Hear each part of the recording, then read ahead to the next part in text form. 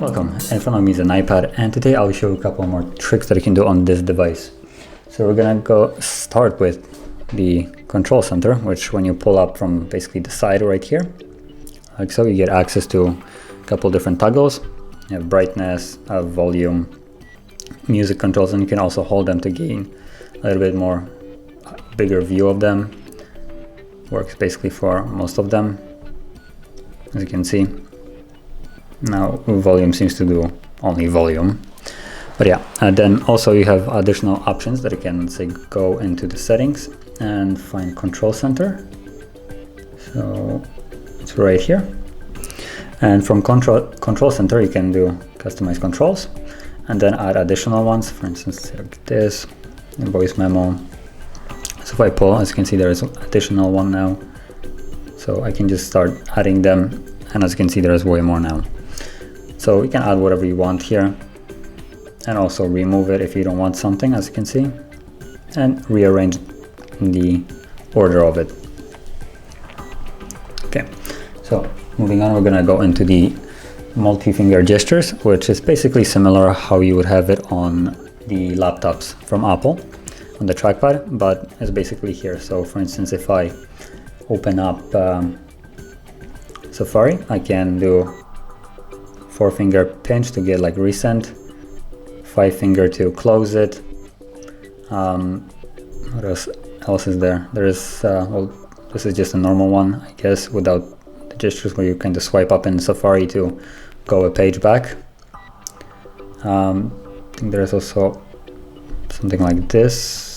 Let's go back. I think 3-finger opens up recent.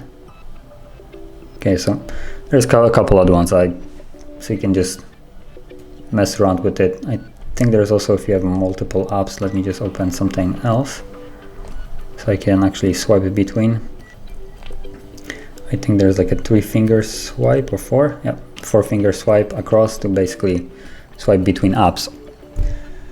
So yeah, now moving on, we're gonna go into the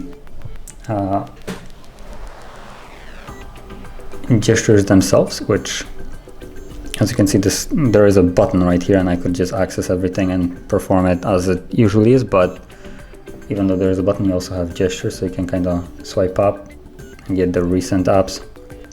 If you go into one, you can swipe up to close them. If you're in an app, you can swipe from sides. Maybe not this one. Let's see. Let's go here. As you can see, you can swipe between them, like so.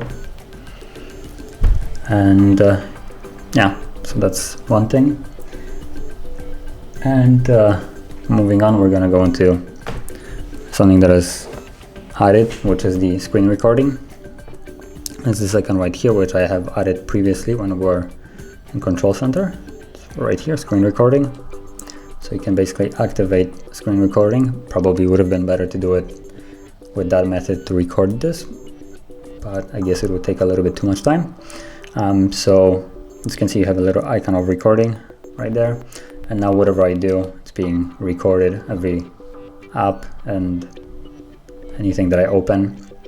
And if I go back and finish this, continue, as you can see now, if I tap on it,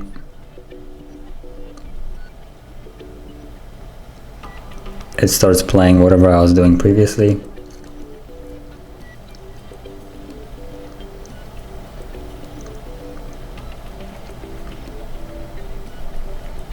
So you can basically record some kind of, say, guide for someone or anything else, and basically send them. And yeah. And the last thing I wanted to show is the camera settings, which you can change the quality, let's say, of videos. And yeah, let's go into settings and find camera, which is right here.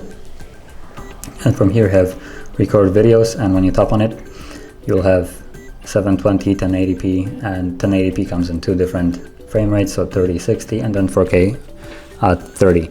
Now if you have like the newer gen of the iPad Pro, I think it can still record 4K at 60, so that's a little bonus and probably looks way better than this.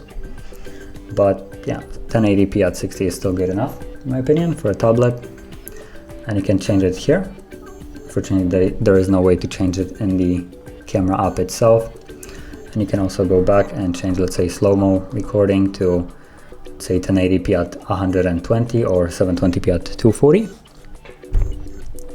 And in the format, you can high efficiency, more capable. So just a little preference of how much you want it. And yeah, when you go in here, say I go to video, let me just cover it so it's better visible. You can see right now that it's at HD 60 frames at the top. So you will basically see whatever it's set to in the app, although you cannot change it from here, as you can see. And yeah, that's basically all I wanted to show. And if you found this video helpful, don't forget to hit like, subscribe, and thanks for watching.